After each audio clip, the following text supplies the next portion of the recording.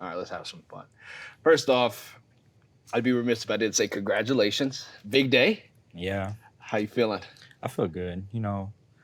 I feel like it's kind of a tradition since 2020 because like I would wake up every November on like the first week of November and I would get Grammy nominated. Hmm. Like whether I win or not, it's like always a Grammy nomination every year. So that's a blessing to live with that, Hmm. So that's cool.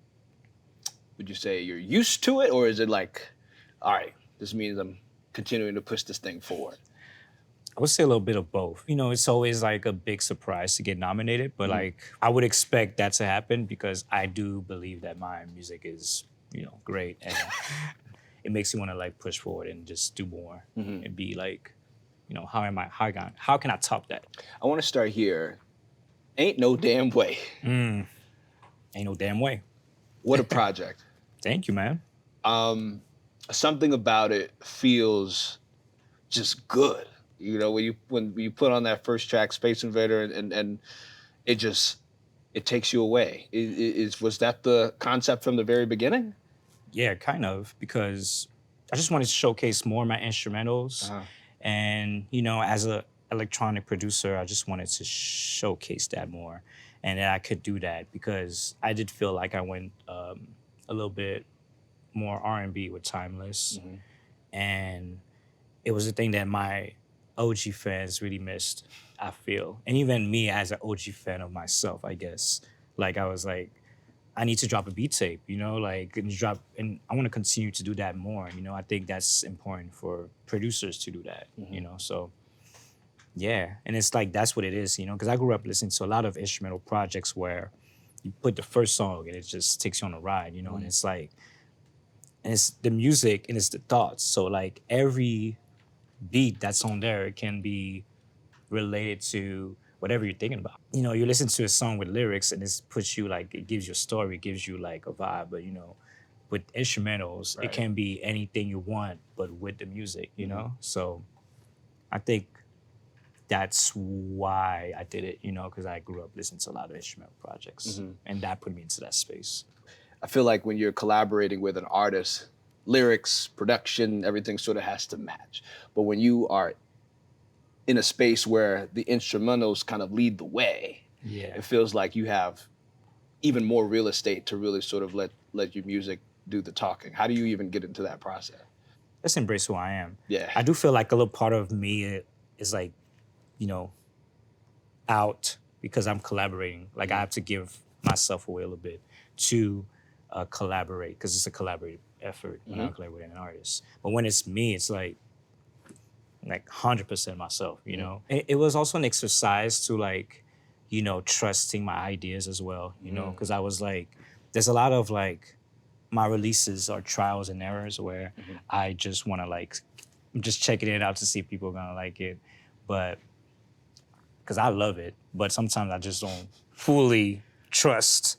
Like sometimes it's like, oh, I don't, like you'll love something and people will not react the way that you want to, so then you don't really love it. What's like your litmus test then when you're testing things out? Are you trying things, putting it out in the club, and seeing how people respond to it? Or are you bringing a group of friends together and say, "Hey, listen to this. Let me see what's up." It's usually at after parties when I'm like, I'll do a show and then we'll do the after party and I'll play a lot of like unreleased stuff, Hmm. and then it'll end up on TikTok on Instagram and like, oh my God, what is this song? When is this coming out? Or or some stuff that will play wouldn't just not do no noise, no like at all. Right. So that like kind of sets the tone of like, okay, maybe I can put that on the side. Mhm. But when it's like something that is on demand so much, like for example, Space Invaders, that was something I was playing like maybe a year prior Mhm. it released, and a couple other productions on there as Mhm. well. So that was very interesting to see that happening because yeah. As part of when you're putting these projects together, are you crate digging? Are you just tapping back into that little boy from Montreal to say, what did I grow up listening to that could possibly end up on my next album? Yeah, man. Like I always, to me, it's a constant tribute to like whoever put me, you know, like in my musical journey, wherever I grew up listening to, Mhm. or whatever I'm listening to now. It's like it's always a tribute to like my favorite artists that just like, you know, get me through the day. And like, how music is so important to me, and like it's kind of like food, Mm-hmm. So that it's a constant tribute, Mm-hmm. It's like I'm a student till this day, so I always like want to like impress my idols in a way. Mm. So yeah. One of the things that I think about when I listen to your music is that it makes you feel in a very like organic way. You start moving as soon as you hear a Kaytranada song. Is that the goal? Maybe, maybe in some cases, like where I'm focusing more of the up tempo house dance music, like 100%. I'm trying to make you dance. I'm trying to like, you know, think about the dancers a lot. Think about break dancing. I think about, like house music, like just house music, hip hop culture. Right. Like this is something that I always like imagine when I'm making music, or it's like, how is it, I'm doing a trial of like a club banger thing, but like even though it's different, it's not what's hot, Right. like it's not like the standard that you usually go for in terms of like club music today. I still want to see if like I can, you know, break the glass to like Mm. see if like that would end up blowing up. Like for example, like when Timbaland was like on his Justin Timberlake, Nelly Furtado era Right. with Danger, he was like that was like a new sound that came out. Mm-hmm. So I'm very inspired by those moments. Like Pharrell also the Neptunes also did it, Mm-hmm. where they were like just constantly themselves, Mm-hmm. and then they broke through to the pop charts. So that's like a moment that I'm always like inspired by, But hopefully it'll happen one day. How often are you tapping into not only, you know, producers and artists of yesteryear to sort of dictate the inspiration moving forward? You talked about Tim. Are you? Yeah, I was reading Hove and the Fade Black album era shaped a lot of what you do. Are you sort of saying, okay, I saw what Pharrell was doing here, I saw what Jay was doing here, and saying, all right, let's try to make something shake off of this? Yeah, I mean that documentary alone just really inspired me, and it was very eye opening because I was just like I never really seen studio sessions before, like beforehand, Mhm. but seeing that kind of like made me very locked in and interested, and having that DVD at home and watching over and over again, that kind of developed that idea of being a producer. So seeing those sessions were like mad inspiring for me. One of my favorite moments is when Jay goes to Rick Rubin's, Yeah, and exactly. you just see the collaboration happening all across the board. Yeah, 99 Problems. And it's like, and then fast forward, like I'm in Rick Rubin's house, and you see like the dogs he had in that documentary. And it's just mind blowing, really. But that's like one of my, yeah, that's like a good moment that kind Mm-hmm. of like, like Rick Rubin, like that put me onto Rick Rubin too, Mm-hmm. like too young to know who he was. But then later on, I knew, you Exactly, it know, bridges the gap. yeah, Def Jam and all that. So Yeah. that was really cool. Coming up, how did you decide that music wanted to be your thing? Um, were your parents playing it in the house? Were you listening to the radio? What was the thing to say, oh, I like this? Fade to Black was one of them, but Mm-hmm. also um, I got introduced to this software called Virtual DJ, Okay, yep. and Fruity Loops. yeah, and that as well. But Fruit Loops came on like probably like months later, Mm-hmm. but Virtual DJ was really the one. This is the fact that you could scratch, Mm-hmm. and that just blew my mind because I had a turntable. It was not a scratching turntable. It was just like those cheap ones you'll find for $20, and you can't really scratch on that thing. I had a mixer. I had all those gears, but I couldn't really do anything.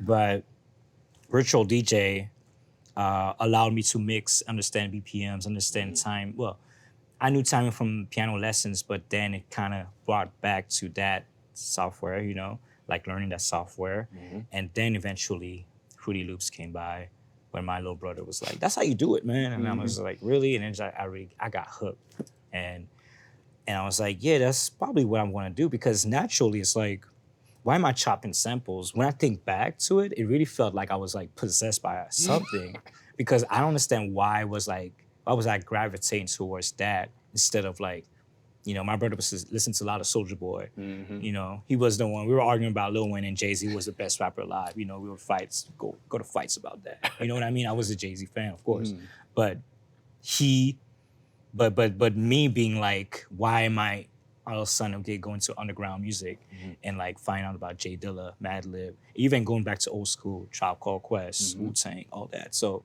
that was like that's interesting to think about like to why I was gravitated towards like that type of thing, like pure hip hop culture, you know. What were some of the points along the way to make you say, yep, I want to grow and start doing this. I want to start including, some of this music as well. I think it happened really with Ain't No Damn Way. Yeah. Like, like this is a project that was like, you know what, no features, like there is vocals, but it's like no features, none of that. And I think it's like I think it's something cool to have and to have part of my legacy, this instrumental albums and wherever it's like taking me to a journey, like I don't know, I see like a list of my discography and I'm like, it's something to look back and be proud of, and whatever's gonna come next too, it's like gonna be very nice. But yeah, that's all I could say really. Like Ain't No Yeah. Damn Way was really the turning point Sure. where I was like, okay, I'm gonna take a risk. I'll try something kind of different, but not really, but yeah. One of the other things too that I see a lot with you especially is you know how to get a crowd going. How did that part of your experience and identity as an artist come about? When did you say, all right, I want this thing to be a party? I think it was really post-pandemic because I was really mellow and chill at the beginning of all of my sets, but definitely post-pandemic where I just got more hype and more loose and more free. I was going through a lot of like before pandemic. I guess it was like internal struggles where I didn't realize like, I had some, Sure. and then you end up dealing with it through therapy and all that. And a lot of things just like, like let your head down, Right. There's a lot of things that I'm just like, I got loose. And that really subconsciously worked on stage where I was just like, all right, I need to get the party going. I need to get like the crowd going. And that's like really coming from me being a huge student of hip hop, and I'm reading about like the 80s era of hip hop, wild style, all that. So I kind of like want to bring back this hypeness to the shows, I think in EDM, and they don't really do that thing. People are like the DJs are really chill, and I don't know. I think it's a way to express myself too, because I really love the beats I'm doing. I feel like that energy gets brought to not only your music, but when you're collaborating with people as well. Because you're hearing, Lucky Day, Pink Panthers, like all these artists that, yeah, you might know them for a certain sound, but when they get with you, it's like, oh, okay. Mm-hmm. Yeah, man. It's like it's really cool, man, because I really want to get into their worlds, like I really my thing is like I'm a producer first, but it's not true because I'm a DJ first. I learned DJ 1st, but I do. There's a part of me that wants to be like a producer and be in the background more and end up on people's albums as a production placement or produce an entire album for somebody like I did for Amine. Kaytranada was kind of that. A lot of other projects, I did the Robert Glasper thing. I just wanted to be that guy that works with rappers and R&B singers, like a top-notch producer like Quincy. But I feel like all of this happened because like I just kept dropping remixes on SoundCloud, and then it kind of pushed me to become sort of a niche EDM dance electronic DJ. If someone's never heard your music before, how would you describe the Kaytranada sound? Oh man, there's just many sounds, man. Honestly, I feel like the majority knows one sound, and it's the up tempo stuff, and the woozy snares and the bass lines. You know, Mhm. everybody the bass lines are being brought up, and but there's more things. You know, I do my hip hop stuff. Mhm. I do very more electronic like ambient stuff. I do a lot of scores too. Mhm. But the main thing that is like popping right now is definitely the dance music stuff I'm doing, and it's still mainly hip hop because I'm a hip hop producer at heart that's trying dance music. You know what I mean? And Mhm. I like to put that you know that thinking where I'm like, okay, like there's a little bounce to it that is not really straight up house. You know, like you can feel hip hop, you can feel world music. You can feel like in terms of world music, you can feel like Afro beats, Mhm. like compa. You can feel a lot of things in one blender. So Kaytranada sound is definitely a gumbo. Mm. That's good. How's tour going? Tour's going well. I'm touring with Justice, so it means a lot for me to tour with Justice. They got me to the up tempo stuff. Mhm. Other than Daft Punk, they were like the ones that just got me to that. Mhm. So yeah. Mhm. So touring with them means a lot. Is that the goal to just have this global reach in the way you are? Not really. Really? Nah, nah. To me, like I go on tour and I just want to give the people a chance to come see me, Mhm. because like I know it's been very difficult for a lot of people to get tickets and to come Right. see me and all that.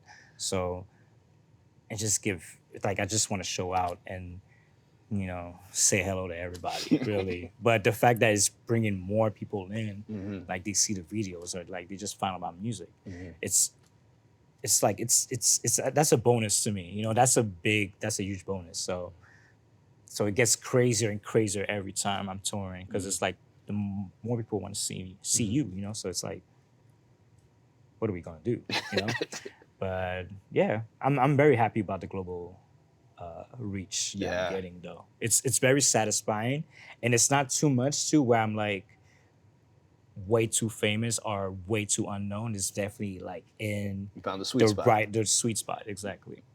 What does being Haitian mean to your sound and your approach to music? Man, being Haitian means a lot to me. Like in terms of my music, I feel there's a lot of misconception in terms of like like he's heavily influenced Mhm. by the compa music, and I'm Mhm. like, I just I don't think it's entirely true because it's something that I probably like absorbed growing up, because like my dad used to blast that on his like amplifiers loud. Like we had a big sound system. I feel like that's part of why I love music because we had huge sound systems. But subconsciously, maybe it's like on in my influences. Mhm. Like the percussion is very heavy. Mhm.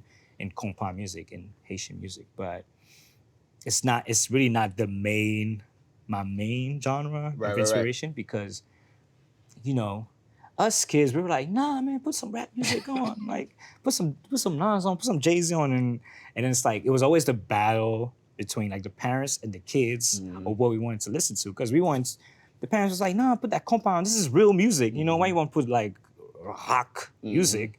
And it's like, for us, we want to listen to like whatever, Sean Paul, like whatever's hot on the radio. Right, right.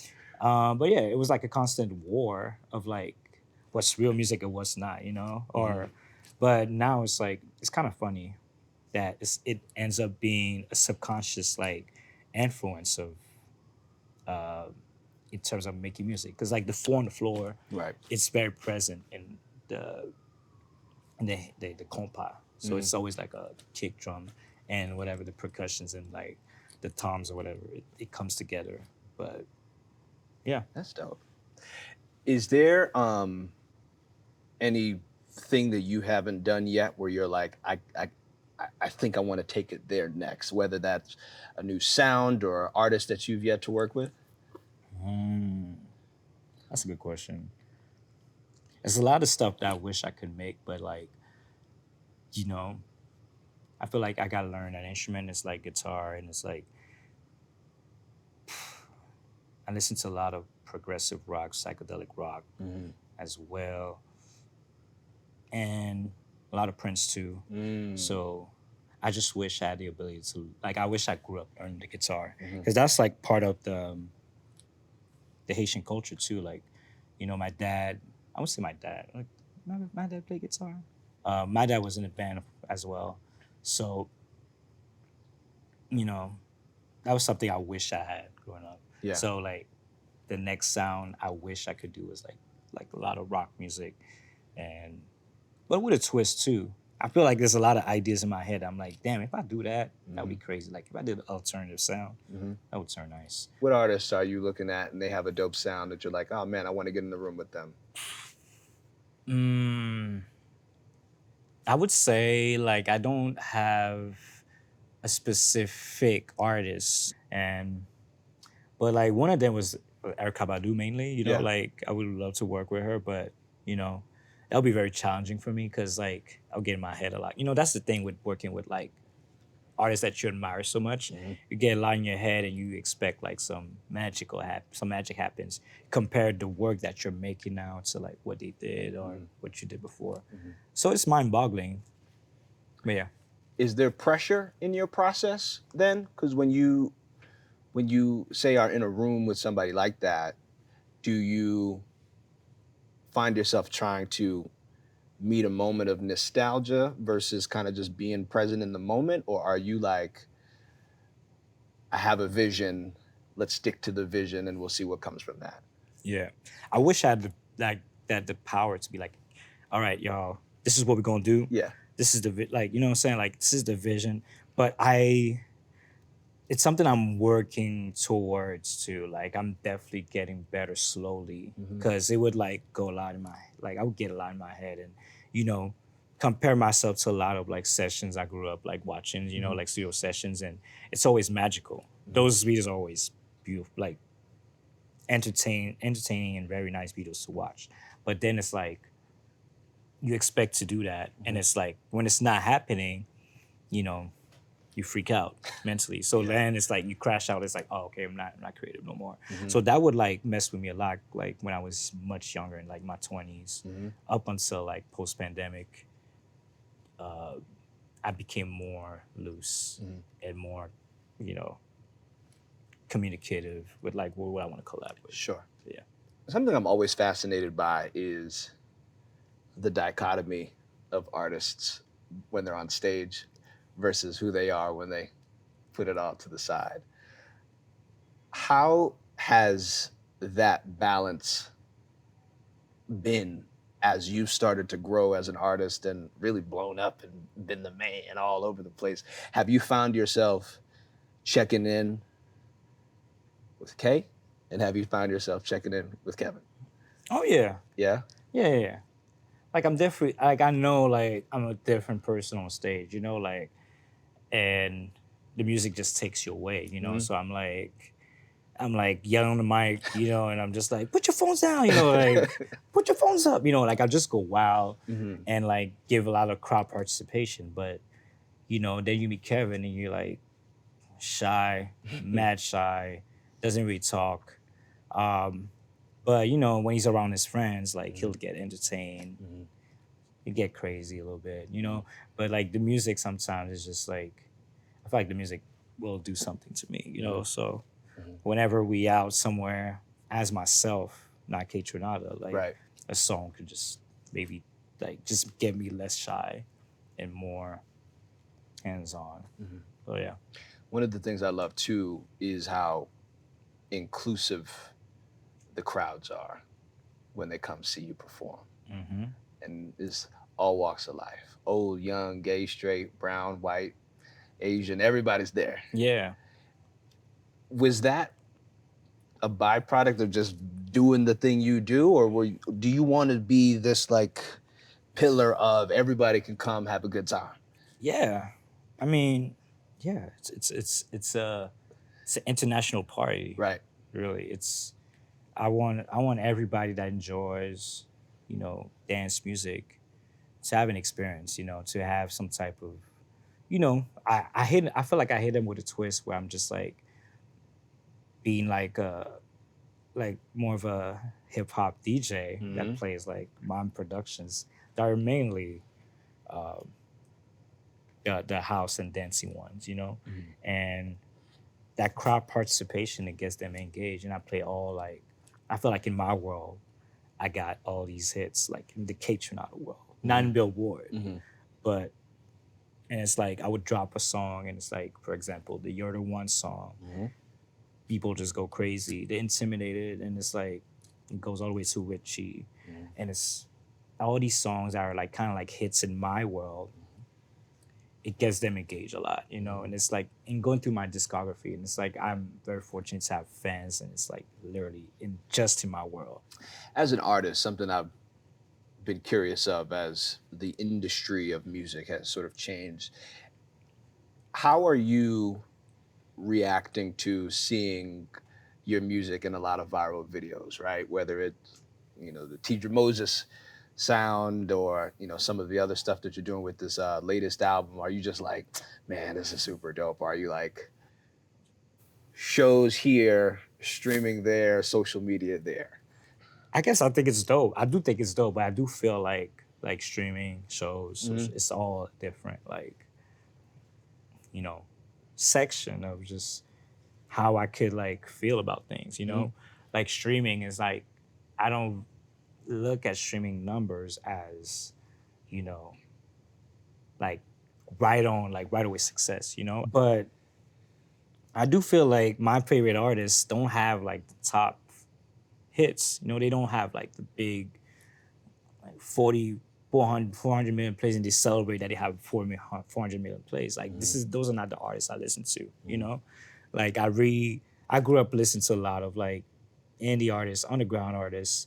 And for me that was my goal to be a successful artist in my own right, Hmm. where somebody like, for example, Beck, who was always like niche and always did him, Hmm. and he's successful, Hmm. could win album of the year at the Grammys. You know what I mean? Like, I feel like that's the type of success I always like want to have, where an artist is not really that's not really on the charts, but is mad popular. Hmm. Like, Tame Impala as Hmm. well.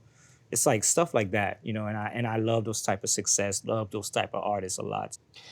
Along your journey, was there ever a moment where you wanted to put it down, or were you like, "Now we're gonna keep creating this whole way through"?